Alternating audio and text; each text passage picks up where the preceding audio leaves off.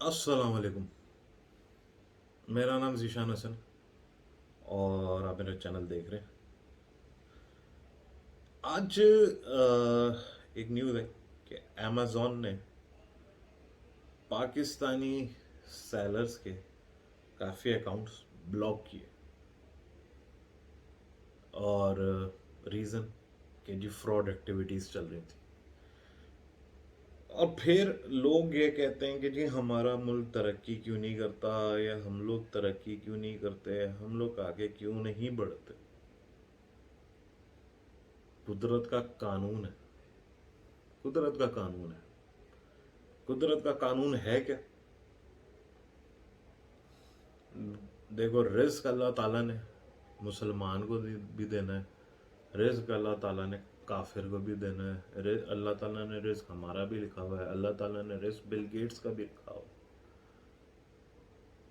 और कुरान पढ़ लो, कुरान में भी ये बात है, अल्लाह ताला ने बार बार बोली है,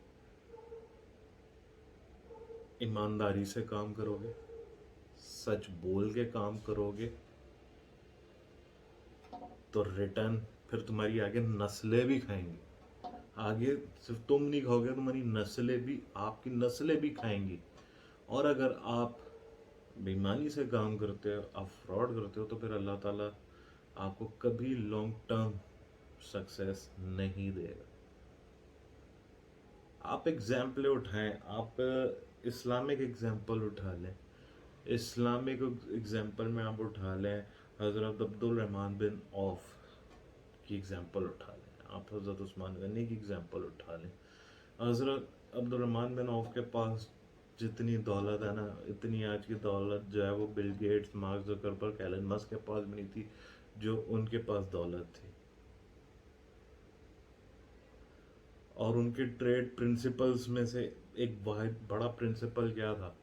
कोई भी बायर जो है चीज़ वापस रिटर्न करने के लिए आता था, कर लिया करते थे। हमारे यहाँ क्या है, खरीदा हुआ माल वापस या एक्सचेंज नहीं होगा या वापस नहीं होगा। कोशिश होती है अपना खराब से खराब माल जाए वो सामने वाले को पेल दे, बेच दे।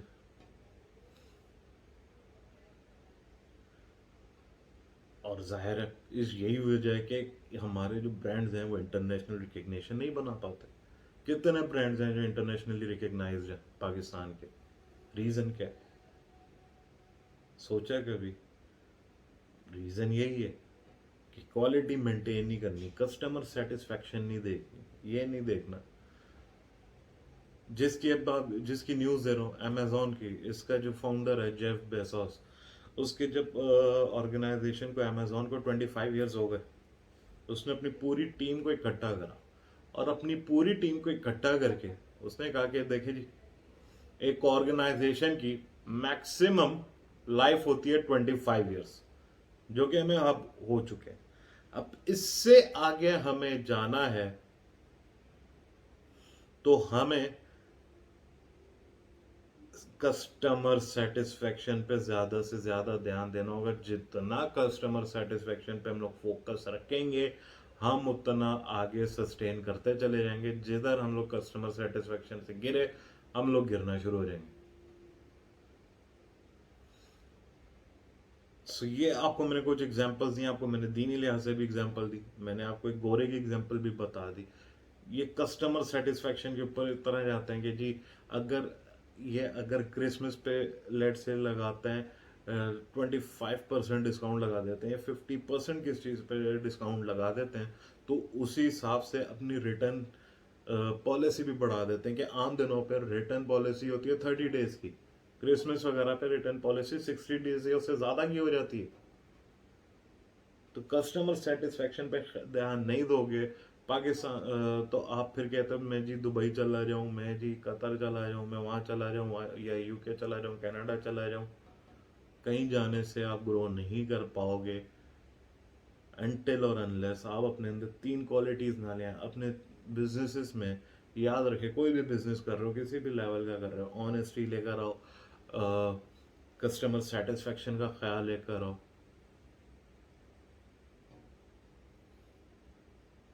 ईमानदारी से करो, कुदरत का कानून है, फिर उसने तो आपको लेके जाना ही जाना है, लेके जाना ही जाना है, इन चीज़ों का ख्याल रखोगे तो।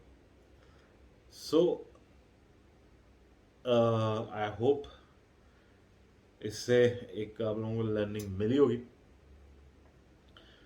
और मज़ीद व्लॉग्स पे फिर बात करेंगे, मतलब मज़ीद टॉपिक्स पे फिर बात करेंगे। आज ये थी बात मेरे दिल में जो मैंने शेयर करना चाहता था। तब तक अपना ख्याल रखिएगा, तब तक के लिए हाफिज़।